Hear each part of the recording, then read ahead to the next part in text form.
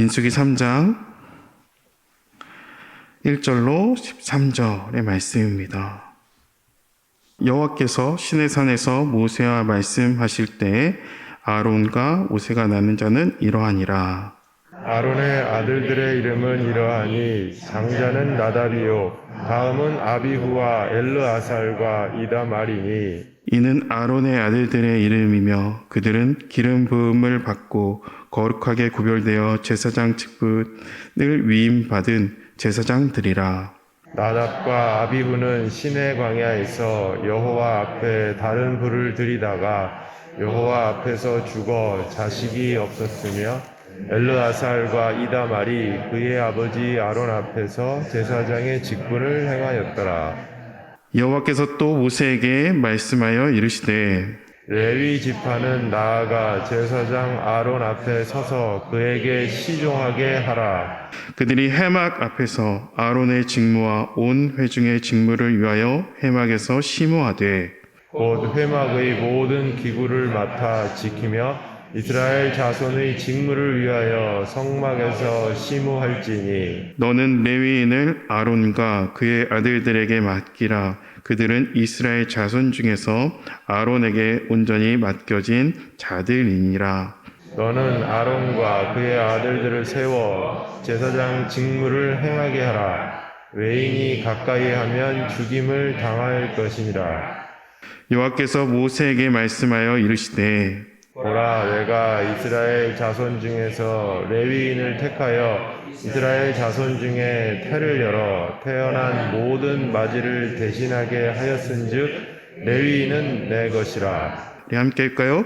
처음 태어난 자는 다 내 것임은 내가 애굽 땅에서 그 처음 태어난 자를 다 죽이던 날에 이스라엘의 처음 태어난 자는 사람이나 짐승을 다 거룩하게 구별하셨음이니 그들은 내 것이 될 것이니라. 나는 여호와니라. 아멘.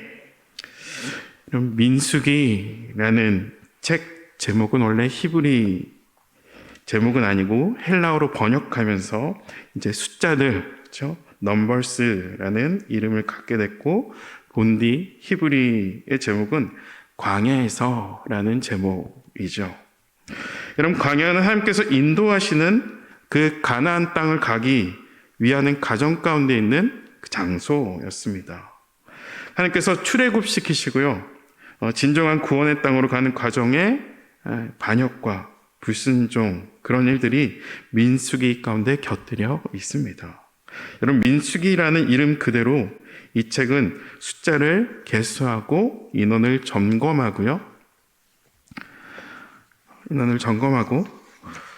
조직을 세우고 진영을 꾸리고 그 진영을 이렇게 정결하고 또 이렇게 준비가 되면 그거죠. 이제 요이 땅 하면서 이제 가나안 땅으로 출발하는 이야기입니다.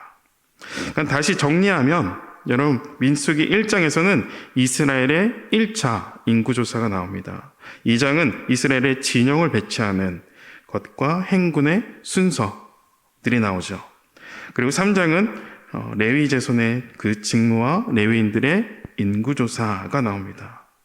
오늘 우리가 보는 내용은 바로 아론의 아들, 바로 제사장과 레위인들이죠.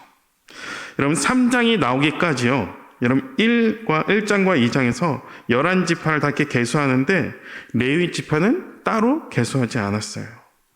그리고 계수하지 않음에 대해서요, 1장과 또 3장에서 반복적으로 어떻게 보면 레위 제손들은 계수하지 않는다라는 이 말씀을 언급하셨어요. 그런 것을 이렇게 쉽게 여러분 말씀 보셨다면 볼 수 있습니다. 그리고 드디어 3장이죠.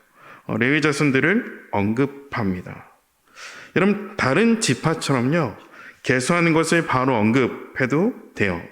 그러니까 우리가 내일 볼 말씀이죠. 그래서 레위 자손의 그 지파에 대해서 14절부터 사실 시작을 해도 그렇게 성경을 이해하는데 큰 무리가 없어요. 그럼에도 불구하고 오늘 말씀의 내용이 들어가 있다는 거죠. 여러분, 이 말씀의 시작이 나오는 사람들은 또 레위인도 아니에요. 제사장부터 언급을 하거든요. 3절부터 보면 이는 아론들의 아들들의 이름이며 그들은 기름 부음을 받고 거룩하게 구별되어 제사장 직분을 위임받은 제사장들이라 하면서 나옵니다. 여러분 3절을 보면 제사장들의 특징이 두 가지가 나오죠. 기름 부음을 받았고요. 한 가지는 거룩하게 구별되었다. 그래서 제사장 직분을 위임받은 사람이다 라는 거죠. 하지만 제사장이란 내 직분의 거룩함을 언급하자마자요. 4절이죠. 나답과 아비후는 신의 광야에서 여호와 앞에 다른 불을 들이다가 여호와 앞에서 죽어 자식이 없었으며 엘로아스과 이다말이 그의 아버지 아론 앞에서 제사장 직분을 행하였더라. 그러니까 4절을 보면 사실 좀 뜬금없어요. 가장 먼저 언급한 사람들의 이름이 나답 그리고 아비후였어요. 이들은 자기의 마음대로 불을 들이다가 죽임을 당했습니다. 여러분 3장 그리고 4장 3장 4절까지만 해도요. 3장 4절까지만 전까지만 해도 민수기에서는요. 다 하나님의 뜻대로 모든 사람들이 계수하고 어떤 것을 다 준행했다. 어제 말씀 가운데서 있었죠. 그러나 3장 4절에는요. 제사장이 다른 불을 들이다가 죽임을 당한 내용이 적혀 있습니다. 여러분 제사장은 아무나 제사장이 될 수 있는 것은 아닙니다. 여러분 제사장으로 세움을 받았다면 주어진 직분에 대해 감사하며 겸손하게 자신의 직무를 해야 하는데 나답과 아비후는 그렇지 못했습니다. 여러분 성경은 다른 불을 들이다가 죽었다는 이야기만 언급이 돼요. 다른 불이 어떤 불이고 어떻게 불을 들였는지에 대해서는 구체적인 내용이 성경 어느 곳에도 없어요. 출애굽기 레위기에서도 없어요. 그러나 알 수 있는 것은 여러분 출애굽기나 레위기를 통해서 하나님께 불을 드리기 위해서는 어떻게 드려야 하는지 하나님께서 언급을 하셨다는 거죠. 그러므로 우리가 알 수 있는 것은 하나님께서 말씀하신 방법대로 이 나답과 아비후가 하지 않았다는 것은 알 수 있습니다. 여러분 요즘 이 말 많이 쓰죠. 가장 중요한 것은 뭐죠? 꺾이지 않는 마음이라는 거예요. 가장 중요한 것은 하나님이기도 한데 꺾이지 않는 마음이 요즘 유행을 하기 시작했어요. 월드컵을 하면서. 그런데 여러분 신앙생활 가운데서는 이 꺾이지 않는 마음이 되면 안 돼요. 하나님 앞에서는 나의 마음을 꺾을 수 있어야 되죠. 내가 멋대로 이렇게 드려도 되겠지라는 마음이 아니라 하나님께서 행하라고 했던 그 마음을 가지고 나의 마음을 꺾고 온전히 하나님께 드릴 수 있는 그런 신앙의 태도가 필요하다는 거죠. 여러분 제사장은 특별히 기름을 부어주시고 구별되어 거룩해야 합니다. 그러면서 그렇게 기록되어 있어요. 하면서 거룩하지 못한 사람들을 언급하고요. 그들의 거룩하지 못함의 결과는 굉장히 처참한 결과를 성경이 말해준다면 그만큼 제사장은 거룩해야 한다는 것을 우리에게 알려주고 있는 거죠. 즉 하나님의 기대치, 그렇죠? 제사장에 대한 하나님의 그 기대치가 남달랐어요. 하지만 남다른 기대치가 있었으므로 말미암아 그럼 그에 따른 책임도 엄격할 수밖에 없음을 우리가 볼 수 있습니다. 이후로 레위인의 역할이 나오기 시작합니다. 5절로 10절인데요. 제가 성경을 읽지 않고요. 이렇게 9절을 쉽게 정리해 드릴게요. 5절은 레위인에 대해서도 여호와께서 이제 말씀하세요. 그렇죠? 6절 제사장 아론 앞에 서서 시종을 드려야 합니다. 7절 회막 앞에서 아론의 직무와 온 회중의 직무를 위해 회막에서 그들은 심으야 했어요. 회막의 모든 기구 8절이죠. 회막의 모든 기구를 맡아 지키며 이스라엘 자손의 직무를 위하여 성막에서 심으야 되고요. 9절 아론과 그 아들들에게 일을 맡겨졌고 이들이 바로 레위인들이었습니다. 정리하면요. 레위인은 회막을 섬기는 제사장을 섬기고 도와주는 그런 역할을 했습니다. 회막의 모든 기구, 장비들을 지켰죠. 이스라엘의 자손의 직무를 위해서 성막에서 그들이 심우했습니다. 여러분 이들이 행한 일이 사실 그다지 좋은 일은 아니에요. 당시 가장 어떻게 보면 하고 싶지 않은 일일 수도 있습니다. 그 일을 레위인이 하는 걸 수도 있습니다. 여러분 이스라엘 백성은 구름기둥과 불기둥을 따라 움직였어요. 여러분, 구름이 움직이만 있으면 이런 회막에 있는 모든 짐은 이 사람들이 다 꾸려야 돼요. 이동해서 움직일 때도 그 기구를 가지고 가야 되고요.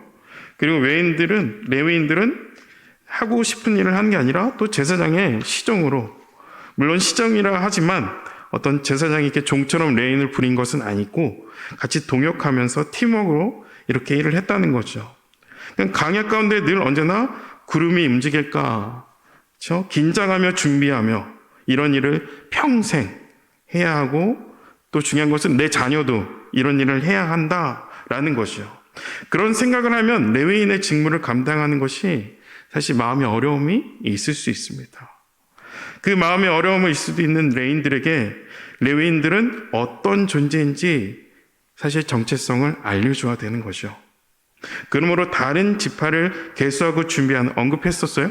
1장과 2장에서도 레위인들은 계수에 들지 아니하며 계수 중에 넣지 말고 이스라엘 자손과 함께 계수되지 아니하였으니 라는 그 말씀들이 1장과 2장에서도 나옵니다.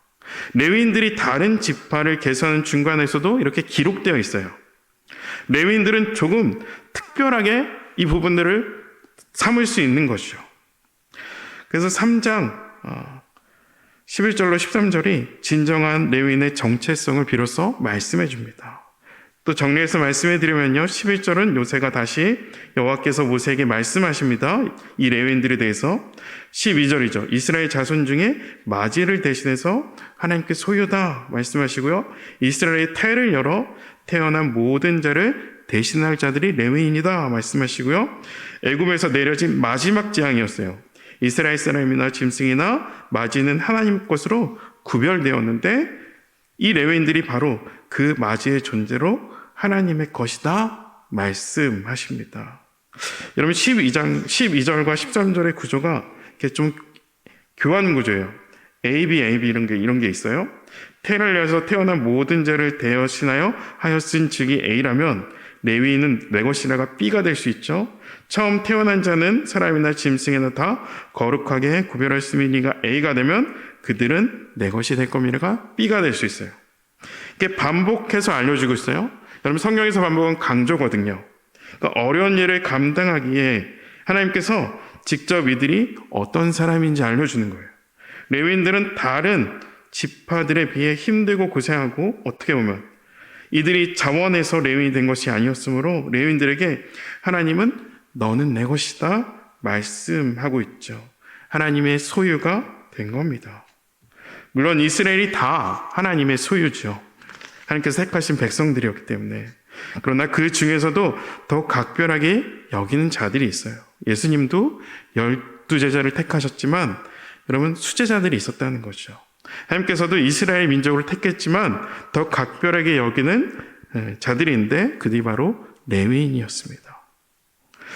그래서 레위인들에 향한 그 하나님의 기대치는 또한 남달랐다는 거죠. 여러분, 오늘 말씀을 정리하면요, 오늘 말씀의 제목을 제가 다시 고친다면 하나님의 기대치라고 했을 것 같아요. 여러분, 제사장과 레위인에 대한 기대치는 일반 이스라엘 백성을 향한 기대치와 다른 기대치입니다. 그러므로 제사장과 레위인의 직무와 그 정체성을 알려줘야 했어요. 제사장과 레위인에게 공통된 것은 바로 거룩하게 구별된 자들이었습니다. 또한 레위인들의 정체성은 하나님의 것이라는 것이죠. 저는 특별히 말씀을 묵상하면서 또 말씀을 준비하면서 한 대목을 봤는데, 그 한 대목은 레위인은 이스라엘 자손 중에 태를 열어 태어난 모든 마지라는 이 말씀을 조금 집중했었어요. 태를 열어 태어난 모든 자를 대신한 사람들이 레위인이라면, 여러분 바꿔 생각하면 레위인은 이스라엘의 태를 여는 자들입니다. 말씀드렸듯이 가장 어렵고 힘든 일을 하고 그렇게 하찮아 보이는 일을 하는 사람들에게 하나님은 지금 민족의 태를 여는 자다. 그렇죠? 쉽게 얘기하면요, 민족의 생명을 낳는 자다 말씀하시고 계신 거예요.